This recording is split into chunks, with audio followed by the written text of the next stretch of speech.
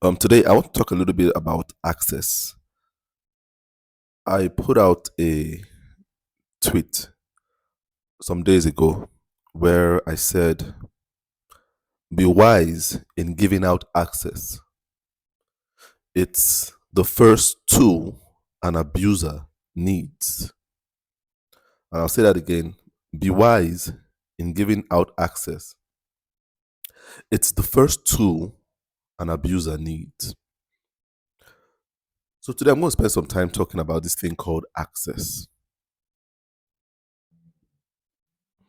I believe access is something that a lot of people do not spend time thinking about or guarding jealously.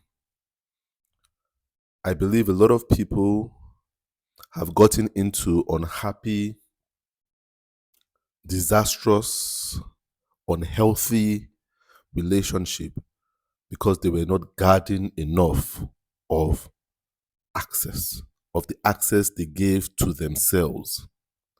A lot of people are not conscious of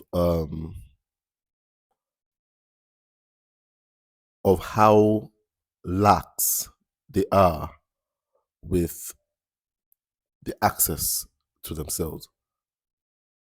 So a lot of people are like houses without fences. A lot of people are like houses without doors. And even when they have doors, their doors have no locks. And you must understand that that can give you a level of freedom when you have a house without doors or without fences or without locks. It allows for your movement easily within the house. But then it also allows for people to easily break into your house. You know, where I stay, there are the original plan of the estate in which I stay was meant to be a fenceless. The units were meant to be fenceless. That was the initial architectural plan. You know, like the way it is in suburban America, where you have housing units without fences. And then this is where we as Nigerians do things that do not work in our society. We just adopt and copy. So they built the houses that way here too. So that was the initial plan where there were meant to be no fences. But then, with the way Nigeria is, especially with the economic situation, there's a high crime rate. The crime rate in Nigeria is pretty high. And so there was, before I moved in here, there were reports of a lot of house break-ins, a lot of burglaries and armed robbery. And they could go from, they could rob like 6 houses in a night, 7 houses. And it was really terrible. Then people started building fences, I think the worst ones were the break-ins during the day when people went to work. It was like a free for all. People just broke into people's houses. Some people had their houses broken into about twice a week, every week. You understand? So it was terrible. Then people started building fences, and all houses became gated. And the crime dropped because then there was this fence that was restricting people from easily getting into houses. And I guess it's the same thing when it comes to your life and access to your life. We need to be very intentional about access. Very intentional. A lot of people are living unhappy lives because they've given access to the wrong people. You need to be very conscious about who you give access to and how you give access. You know, the rise of and the increase in the use of mobile phones and mobile devices has made us very accessible. And that is one of the shortcomings of this mobile phone era. People have become very accessible. It's even worse now with social media. We are even more accessible. It's so easy for people to access you just by going to a social media page and typing in your name. Very easy, very easy. Access has never been more abused than in the era we are living in right now. And so, in an era like this, you need to be very, very intentional and very guarding of your access. I don't say this with any sense of, I don't take this for granted at all, what I'm saying. I do not say this with any levity. I say this with all seriousness. It's a very serious matter. The access you give might be the deciding factor of the level of happiness you enjoy in your life. Now, I live somewhat of a public life by virtue of the work I do. And so I give a lot of people a medium through which they can reach me. Even on some of my podcasts, I put out my phone number out there and people have reached me. So I live a public life. I live a public life. People can actually access me. My social media pages are not private. My podcast has my contact details. A lot of people have my phone number, can reach me by WhatsApp. So I live what a lot of people will consider a pretty public life. And I must have you know that this requires a lot of responsibility on my part. I need to be extra sensitive. And that's why people that know me know that even though my number is out there, I hardly pick up calls. Hardly pick up calls from people I don't know. I hardly just jump on phone calls. I don't. I prefer people getting across to me via WhatsApp, where I can assess their messages and know whether I truly need to talk to this person on the phone or I ought to restrict it to a WhatsApp chat conversation. Because there've been so many times when I was less guarding of my access that I started picking anybody's call. I just thought, who could this call be from? And this was not even because of my podcast, it's because I was doing business. And you see, if you are doing business too, you live somewhat of a public life because you should be open to the public as a business person. But you need to be careful if you're a business person too. Very careful. I feel we should use these social media platforms as a means of screening access. And as a business person, I feel it's much safer to chat on WhatsApp than to answer phone calls. Because the thing about phone calls is you never know who is going to waste your time. You never know. You never know who has something worth saying. I can't tell you how many times I've picked a call and I tell myself, why did I pick that call?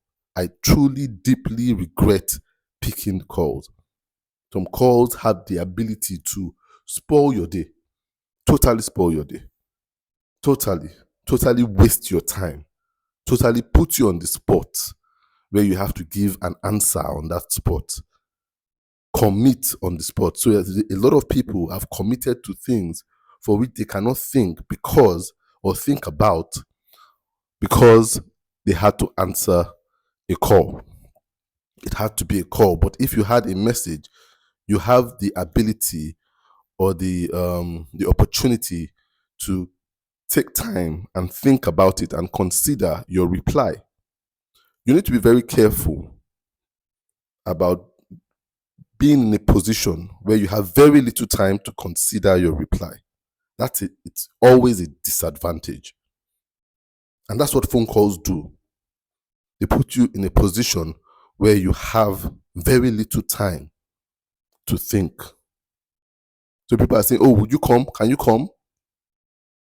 Would you be able to do this right now? See, when I was doing business, it was one of the problems I had. Sometimes I had my day planned. And then someone calls. And when they're on the call, they are calling for this emergency. Oh, we need you right now. Please, can you just come? Can you come right now?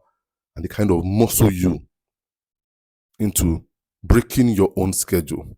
And people might say, but you have your schedule. You should stick to your schedule. It's easier said than done, especially for people with character traits that are not like very strong.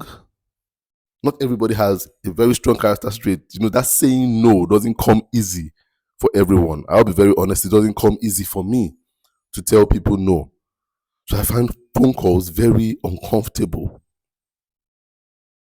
So I had to restrict phone call access. People that know me know, oh, you can call Tola 6-7 times, you won't pick the call. I'll probably send you a message and tell you, you know what, send me a WhatsApp message. I can't talk right now. It's not like I'm busy, but then I'm trying to guard my access. Very important. Trying to guard my access. Don't jump on the call with everybody that says, can I call you? Can I call you right now? You have to be careful. That person could be an abuser of time. You see yourself having conversations for 45 minutes. A conversation that could last really 4 to 5 minutes. 45 minutes.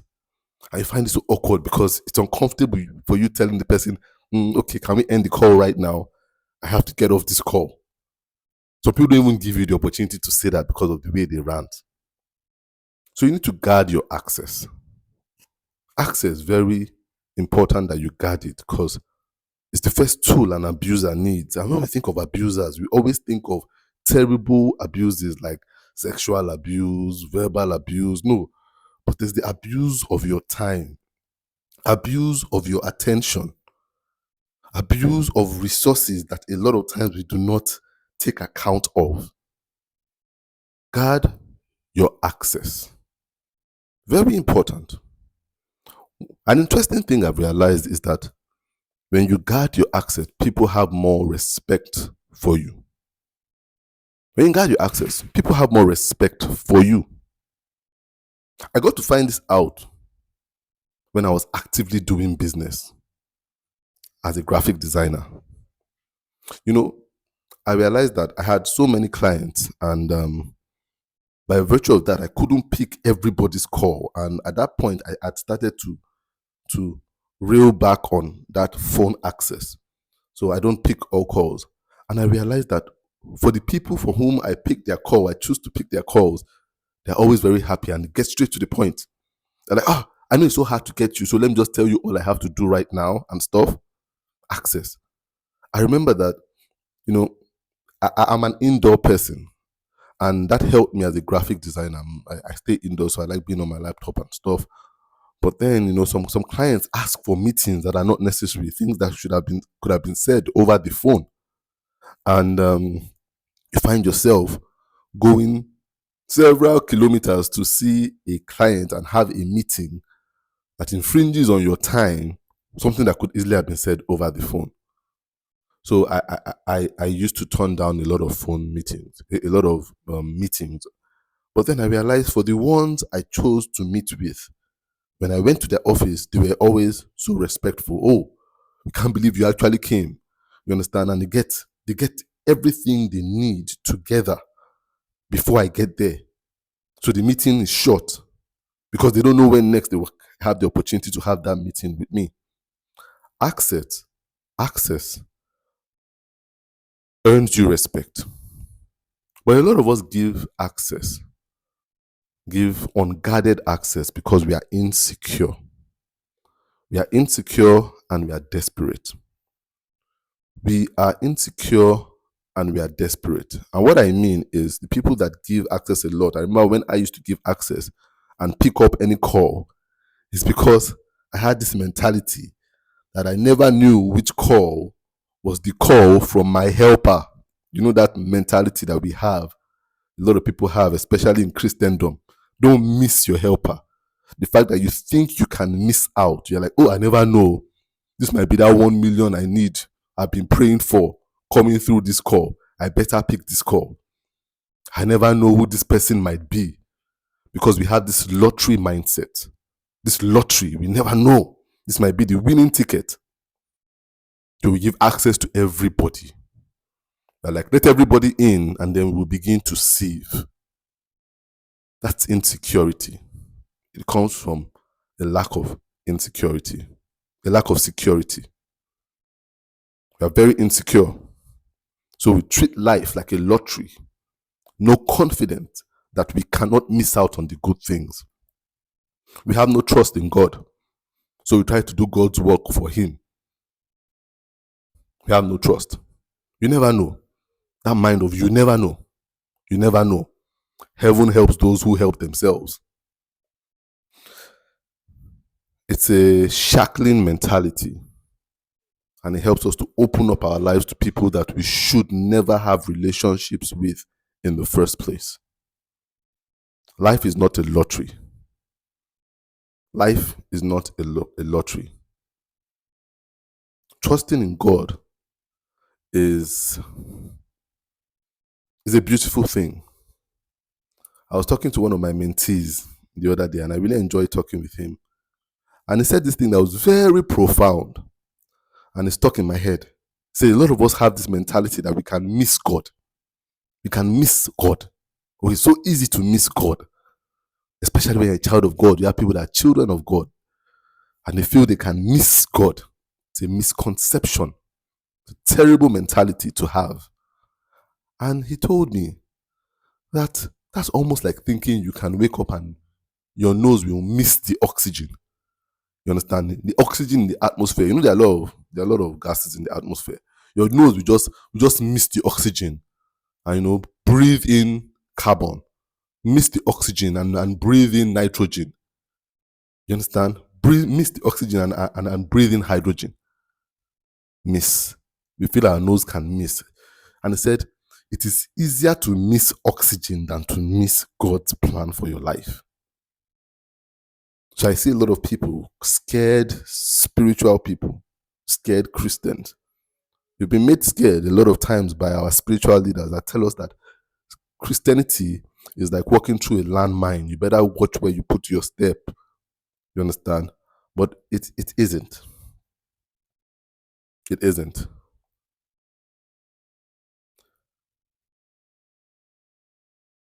So be more conscious and confident in your actions. I realized I was given access because I was not sure. I was not sure of the confidence I had in saying, I'm not going to give my time to everybody. I will give my time only to the people I feel led by my spirit to. I'm feeling led by your spirit. I must make this clear. It's not God talking to you in a deep baritone voice. Oh, do this. Oh, pick this call up. Oh, reply this email. No.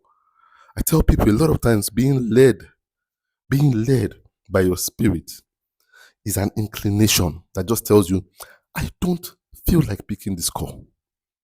I have no good excuse, but then I just don't feel good vibes. I want to rest right now. I want to focus right now.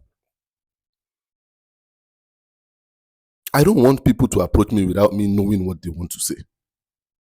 That's being led by your spirit. We've over glamorized spirituality and we make it such an abstract thing when actually it's such a natural thing.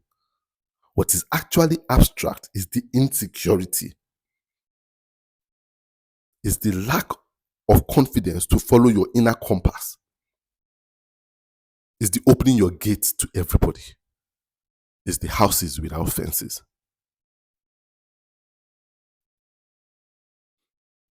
Guard your access. Guard your access.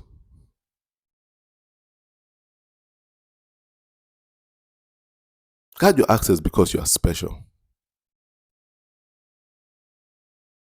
Guard your access because you're special. And some people just don't know how to consume the special. Some people don't know how to consume the special, so they treat the special like they're not special. Some people have unguarded appetites. So they know you're special. And because of that, you just keep coming. You understand? They were never taught self-control as children. They were never taught um, don't go to someone's house too much, or else you become a nuisance. So what they do is, oh, I enjoy, I get value from this person. So they're always in your face. Always. And then they were never taught the concept of personal space. So they are spamming you with their presence and their phone calls.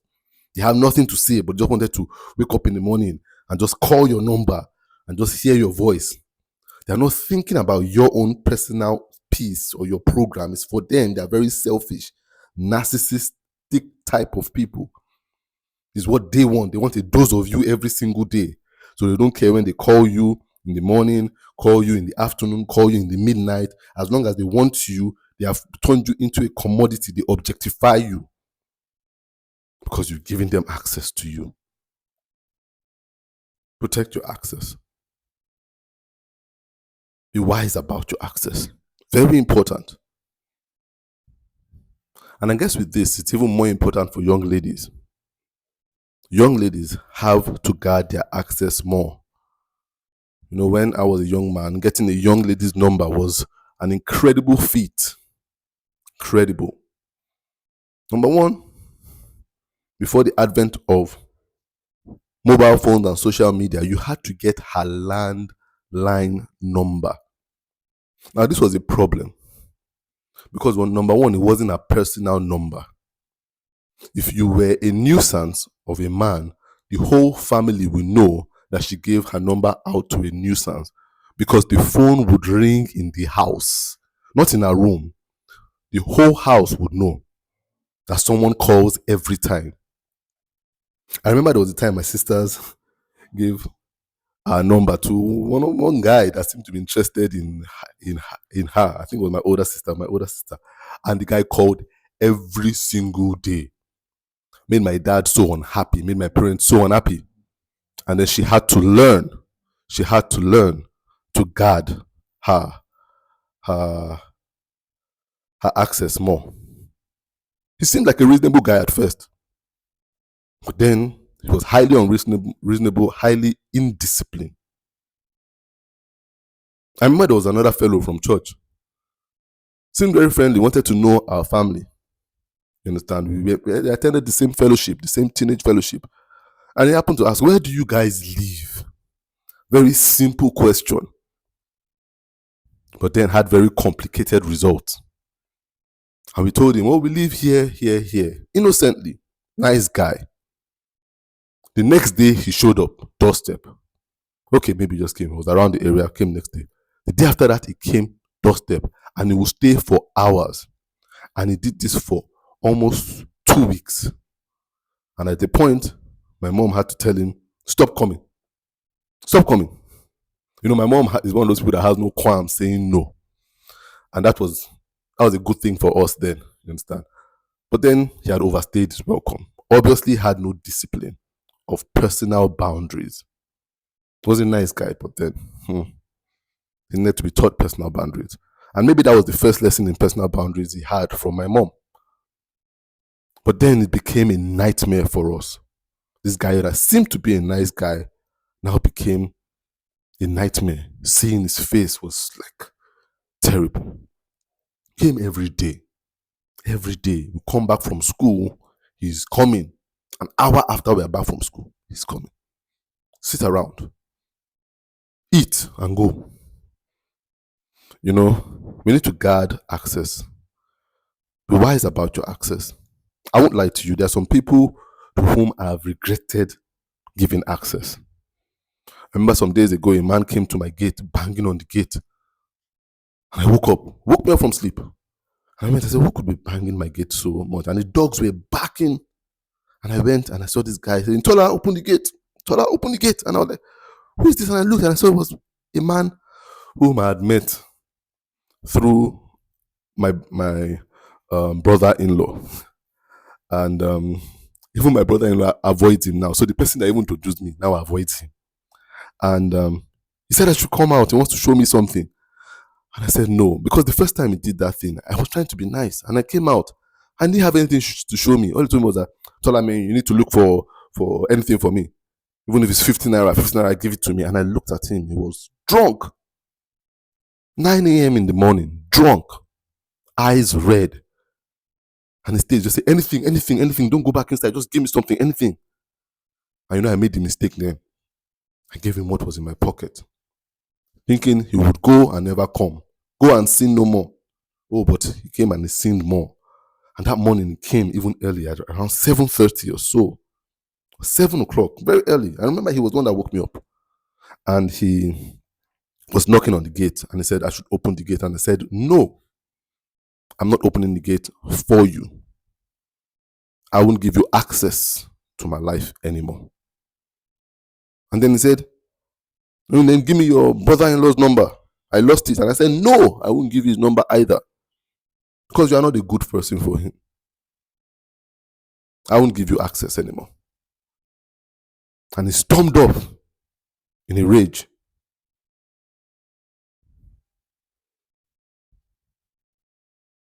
I had to deny him access, because he was denying me my peace. Your access is very important. Guard it. Young ladies, guard your access. Don't be so business-minded that you're like, oh, I will go and meet with any man, give them my address, give them my phone number, give them my Facebook account, because I'm running a business and we must be successful. No. Guard it. Don't pick calls at odd times.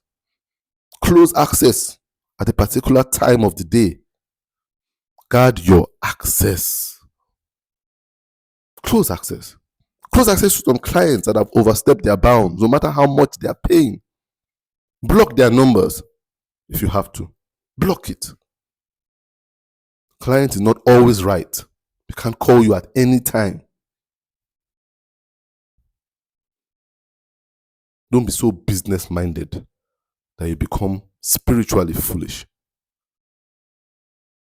Be wise with your access. It's the fence around your peace and your joy and your sanity a lot of times.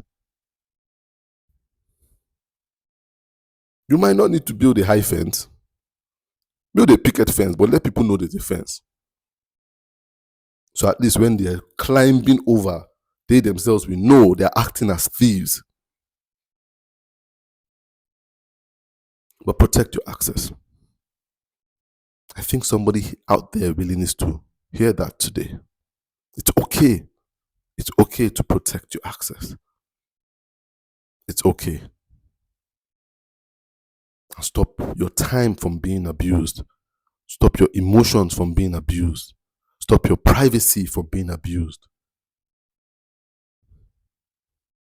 My name is Tola, T.A. Alabi, and you've been listening to my podcast, ProUp Masterclass.